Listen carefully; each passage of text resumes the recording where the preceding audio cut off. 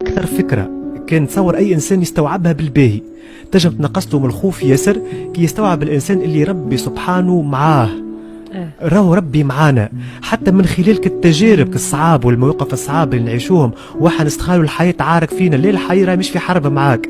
ربي ما جابكش سبحانه باش تشمت فيك في الدنيا هذه، جابك بالحق باش يدزك باش تتطور بالطريقة الصحيحة، وساعات يبدا هو يقود فيك ويبعث لك في رسائل كونية انت ما تفهمهمش، كي ما تفهمهمش يقوي شوية فيك الرسائل هذومك. انا بالنسبة لي ربي حب، وعكس الخوف بالنسبة لي هو الحب. تعلموا حبوا رواحكم، تعلموا نميوا علاقة حب مع أنفسكم ومع الحياة ومع الخالق، وتو بقدرة الإله الخوف يتنحى. شقة الخوف هذاك العادي اللي لازم يكون موجود. دونك عكس الخوف اللي هو الخايب شنو هو الحب. دونك نحاولوا نطوروا الحب في حياتنا، في أنفسنا، مع أنفسنا، مع الحياة، مع الخالق، وبقدرة الإله جوكم أحلى جو في الحياة.